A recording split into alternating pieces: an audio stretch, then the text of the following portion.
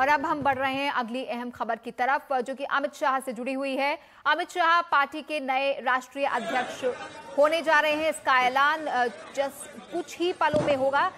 इस वक्त हम बीजेपी मुख्यालय से सीधी तस्वीरें देख रहे हैं, जहां पर प्रधानमंत्री के साथ मौजूदा राष्ट्रीय अध्यक्ष और नए राष्ट्रीय अध्यक्ष देखे जा सकते हैं। बीजेपी का संविधान कहता है कि एक नेता दो पदों पर नहीं रह सकता। केंद्रीय गृह मंत्री बन जाने के बाद राजनाथ सिंह पद छोड़ेंगे और अमित शाह नए राष्ट्रीय अध्यक्ष होंगे।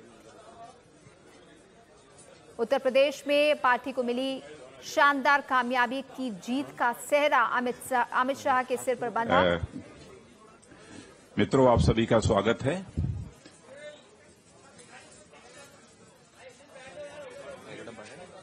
मित्रों प्लीज,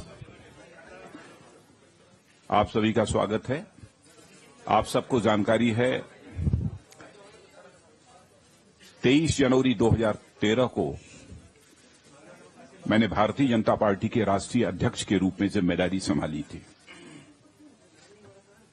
और मैं जानता हूं कि जब मैंने 23 जनवरी 2013 को अध्यक्ष के दायित्व को संभाला था, उस समय मैंने सहज मन से इसे स्वीकार नहीं किया था। बहुत ही भारी मन से और असहज मन से उस दायित्व को मैंने स्वीकार किया था, क्योंकि हम सभी के एक मित्र, उस समय के अध्यक्ष नितिन जी गडकरी जी के ऊपर जिस प्रकार के बेबुनियाद और निराधार आरोप चस्पा किए गए थे, उस कारण मैं असहज अपने को महसूस कर रहा था और उनके त्यागपत्र देने के परिणाम स्वरूप मैंने इस जिम्मेदारी को संभाला। और 1.5 वर्षों का जो समय गुजरा है, इस 1.5 वर्षों के समय में सभी का सहयोग, श्रद्धेय आडवाणी जी का आशीर्वाद, जिसके परिणाम स्वरूप हम सबको इन 1.5 वर्षों के अंदर एक ऐसी शानदार कामयाबी हासिल हुई है जिसे आप सभी अच्छी तरह परिचित हैं। मैं आज के समय यह भी उल्लेख करना चाहूंगा कि भारतीय जनता पार्टी को सचमुच पहले यहां पर एक ऊंचाई देने का काम यदि किसी ने किया तो हमारे श्रद्धेय अटल जी, श्रद्धेय आडवाणी जी ने भारतीय जनता पार्टी को भारत की राजनीति में एक ऊंचाई दी है। और यदि मैं ये कहूं कि भारत की राजनीति को, यूनिपोलर पार्टी को बाईपोलर पॉलिटी बनाने का काम यदि किसी के नेतृत्व में हुआ है तो हमारे श्रद्धेय अटल जी और श्रद्धेय आडवाणी जी के नेतृत्व में हुआ है।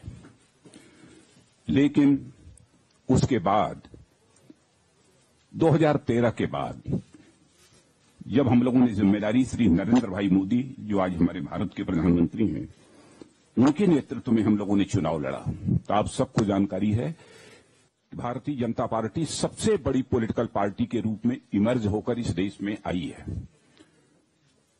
और यह भी सच्चाई है कि भारतीय जनता पार्टी पहली ऐसी नॉन कांग्रेस पॉलिटिकल पार्टी है जिसने भारत की संसद में क्लियर मेजॉरिटी हासिल की है। और इसका श्रेय यहां पर मैं श्री नरेंद्र भाई मोदी, जो आज हमारे भारत के प्रधानमंत्री हैं, उनको देना चाहता हूं। वहीं पर अपने सारे जितने भी भारतीय जनता पार्टी के हमारे वरिष्ठ सहयोगी हैं, उनको देना चाहता हूं। श्रद्धेय आडवाणी जी, श्रद्धेय अटल जी, इन लोगों का जो आशीर्वाद रहा है, इन सबके परिणाम स्वरूप, कार्यकर्ताओं के अथक परिश्रम के परिणाम स्वरूप यह कामयाबी हासिल हुई है। चूंकि प्रधानमंत्री जी ने मुझे अपने मंत्रिमंडल में गृह मंत्री के रूप में जिम्मेदारी दी, यह स्वाभाविक था, जैसी भारतीय जनता पार्टी की परंपरा है।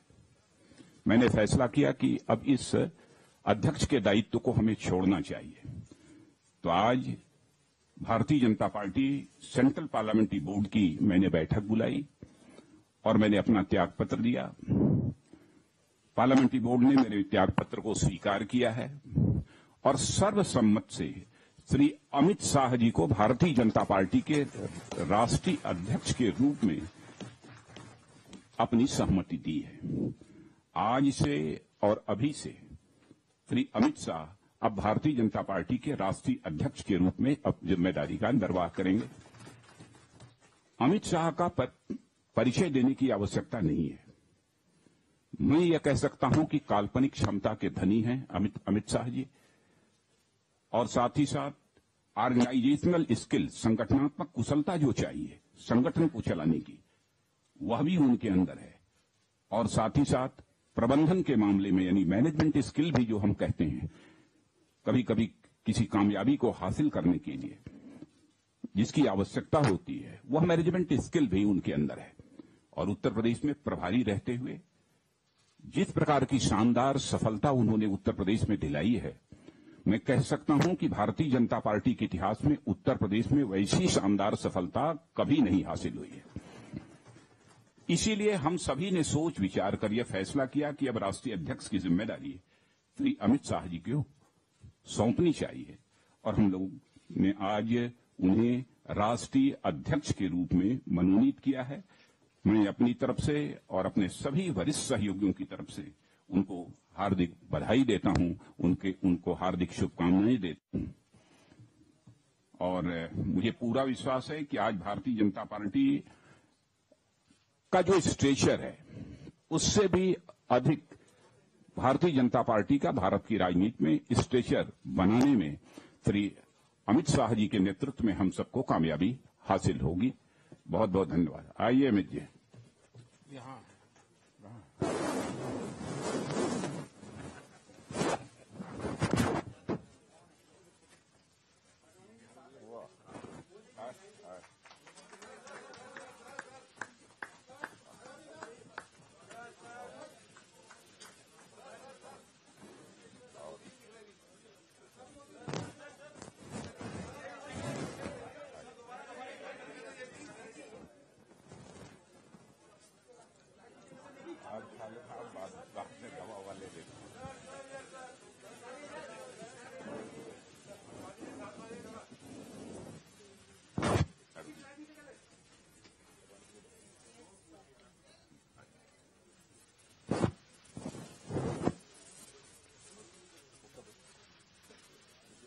अमित शाह पार्टी के नए राष्ट्रीय अध्यक्ष बन गए हैं। राजनाथ सिंह ने त्याग पत्र दे दिया है और इसका ऐलान करते हुए उन्होंने बताया कि अमित शाह को क्यों ये जिम्मेदारी सौंपी जा रही है।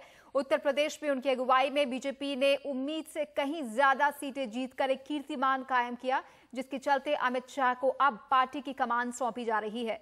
अमित शाह को चुनावी प्रबंधन और चुनावी कौशल के मामले में निपुण माना जाता है और इसकी उन्होंने बाकायदा तस्वीर पेश की है। उत्तर प्रदेश में प्रभारी रहते हुए 9 महीनों में उन्होंने 80 सीटों में से 71 सीटें लोकसभा में पहली बार बीजेपी को दिलाई और कहा जाता है ये उनके चुनावी प्रबंधन के बल पर ही मुमकिन हो पाया। इसकी उम्मीद शायद बीजेपी ने खुद नहीं की थी कि 71 सीटें उसे देश के सबसे बड़े राज्य में मिलेंगी।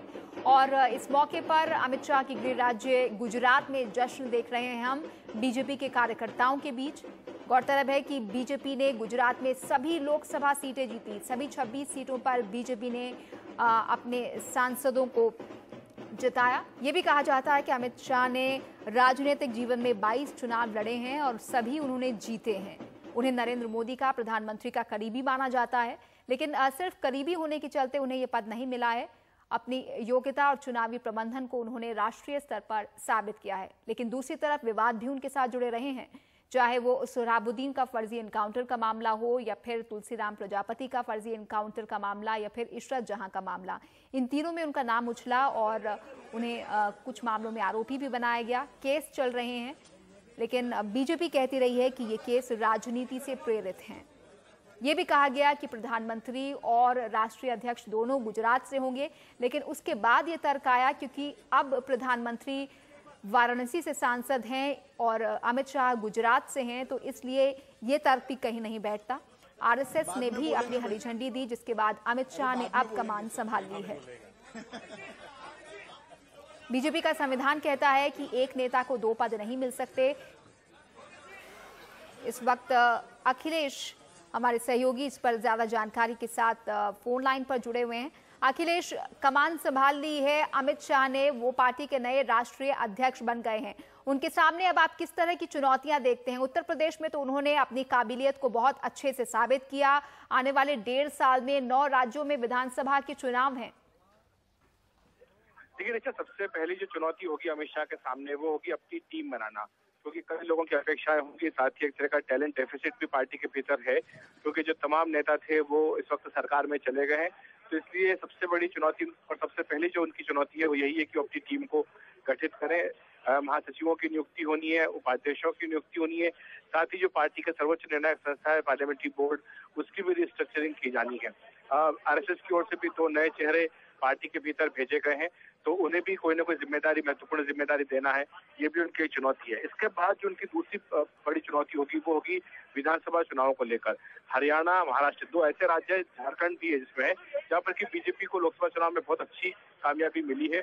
हरियाणा में पहली बार उसको लग रहा है कि शायद वो अपने बूते पर सरकार बना सकती है। इसी तरह महाराष्ट्र में शिवसेना के साथ भी उसकी सरकार बनने की संभावनाएं दिखाई दे रही है। तो ऐसे में वहां पर किस तरह से कोई चेहरा प्रोजेक्ट करना, वो उनकी एक चुनौती होगी, और साथ ही वहां पर किस तरह से संगठन को मजबूत करना ताकि विधानसभा चुनाव में पार्टी को कामयाबी मिल पाए। जम्मू कश्मीर में भी विधानसभा का चुनाव होने जा रहा है, वहां पर उनका किस तरह का गठबंधन किसी पार्टी के साथ करना है या नहीं करना है, ये भी फैसले करने हैं। कई प्रदेश अध्यक्षों की नियुक्तियां भी होने जा रही है, उन पर भी उनकी नजरें रहेंगी किस तरह के लोगों को अपने साथ रखेंगे। लेकिन इस बात की अपेक्षाएं लगाई जा रही है कि अमित शाह, जो कि खुद युवा है, करीब 50 साल उनकी उम्र है, इसलिए उनकी जो टीम होगी जाहिर है कि वो बिल्कुल युवा टीम ही होगी, नए चेहरों को मौका मिलेगा। और साथ ही कई राज्य ऐसे भी है जहाँ पर बीजेपी अपना विस्तार करना चाह रही है, जो कि जैसे दक्षिण भारत के राज्य, वहां से भी कई नए चेहरों को शामिल किया जाएगा। तो ये कुल मिलाकर के अमित शाह के लिए आने वाले समय के लिए बहुत बड़ी चुनौती होगी। जब चुनाव के नतीजे आए तो जाहिर है अमित शाह की सिर भी जीत का सेहरा उत्तर प्रदेश में बंधा, लेकिन 2 और नाम भी चल रहे थे, अखिलेश, ओपी माथुर और जेपी नड्डा का। किस तरह से अमित शाह ने इन दोनों को बछाड़ा?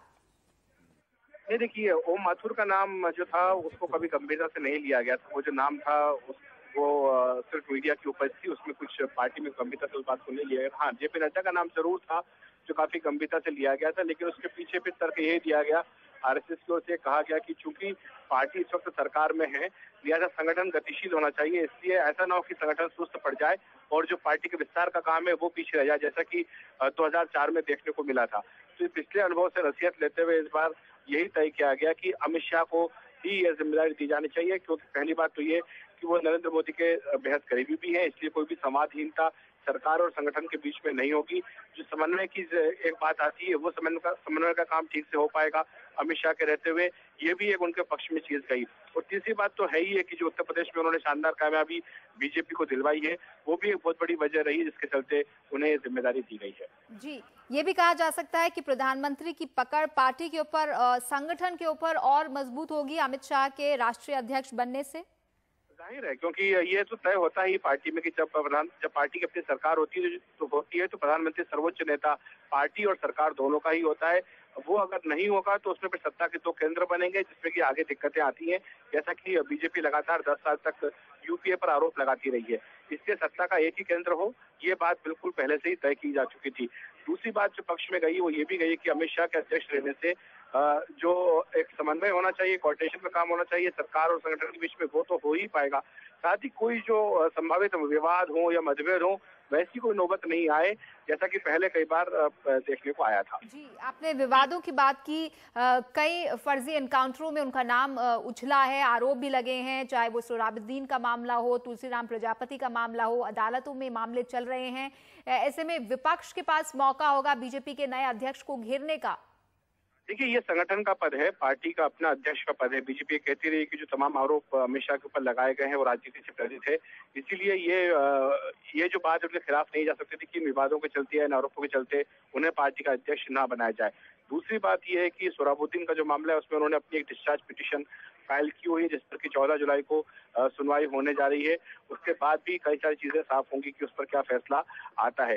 तीसरी बात, बीजेपी के नेता लेते हैं कि जहाँ तक सांसद रहने का प्रश्न है या फिर सरकार में मंत्री रहने का प्रश्न है, तो अगर इस तरह के आरोप लगते हैं तो फिर वैसी सूरत में किसी व्यक्ति को सांसद या मंत्री नहीं रहना चाहिए। लाल कृष्ण आडवाणी का उदाहरण दिया जाता है, जिन्होंने हवाला कांड में नाम आने पर लोकसभा की सदस्यता से इस्तीफा दिया था और ये प्रण लिया था कि जब तक वो क्लियर नहीं होते तब तक संसद की चौखट पर कदम नहीं रखेंगे। लेकिन आडवाणी तब भी पार्टी के अध्यक्ष बने रहे थे। तो ये दोनों अलग अलग चीजें हैं और ये बीजेपी तय कर सकती है कि उसका अध्यक्ष कौन होगा।